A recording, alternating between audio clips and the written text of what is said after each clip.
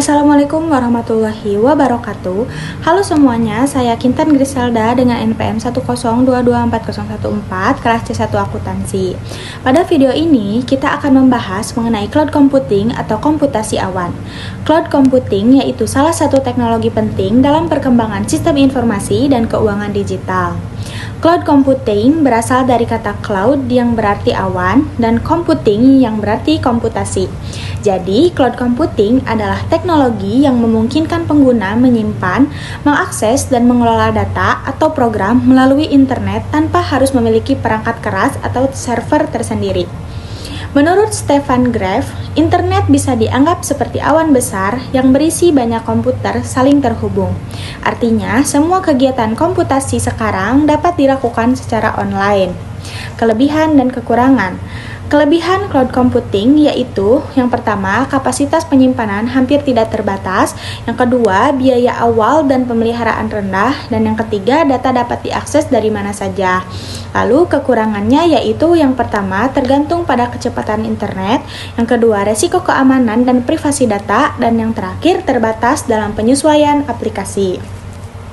Jenis layanan cloud computing. Terdapat 3 jenis utama, yaitu yang pertama, software as a service atau layanan software siap pakai seperti Gmail, Google Docs, dan Office 365.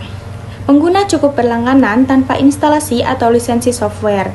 Yang kedua, ada platform as a service, yaitu layanan platform untuk mengembang aplikasi seperti Google App Engine dan Microsoft Azure.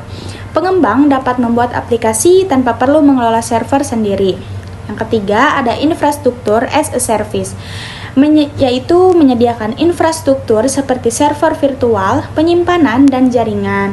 Contohnya, Amazon EC2 dan Rackspace Cloud. Karakteristik cloud computing. Menurut NIST, ada 5 karakteristik utama, yaitu yang pertama, on-demand self-service, yaitu pengguna bisa langsung menggunakan layanan saat dibutuhkan. Yang kedua, ada broad network access, yaitu dapat diakses kapan saja dan dari perangkat apapun. Yang ketiga, ada resource pooling, yaitu sumber daya dibagi secara efisien untuk banyak pengguna. Yang keempat, ada rapid elasticity, yaitu kapasitas bisa ditambah atau dikurangi sesuai kebutuhan. Dan yang terakhir, ada measured service, yaitu penggunaan sumber daya dapat diukur untuk penghitungan biaya. Jenis-jenis cloud berdasarkan penggunaannya, yaitu yang pertama ada public cloud, layanan untuk umum seperti Google Drive dan Facebook. Yang kedua ada private cloud, yaitu digunakan dalam perusahaan secara internal. Yang ketiga ada hybrid cloud atau gabungan public dan private cloud.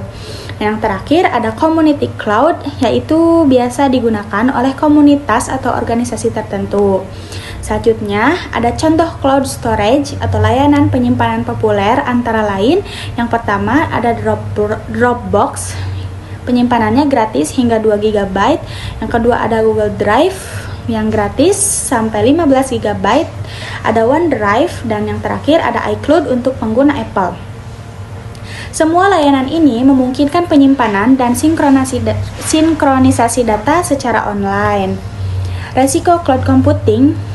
Ada beberapa resiko yang perlu diperhatikan, yaitu yang pertama, keamanan dan privasi data, yang kedua, kepemilikan data, yang ketiga, keterbatasan akses atau migrasi data, yang keempat, kepatuhan hukum terhadap regulasi penyimpanan data. Kesimpulannya, cloud computing telah menjadi solusi penting dalam sistem informasi modern, termasuk bidang akuntansi dan keuangan digital. Teknologi ini mempermudah akses, efisiensi biaya, dan fleksibilitas kerja. Namun, pengguna tetap perlu memperhatikan keamanan serta pengelolaan data dengan bijak. Mungkin sekian yang dapat saya sampaikan. Wassalamualaikum warahmatullahi wabarakatuh.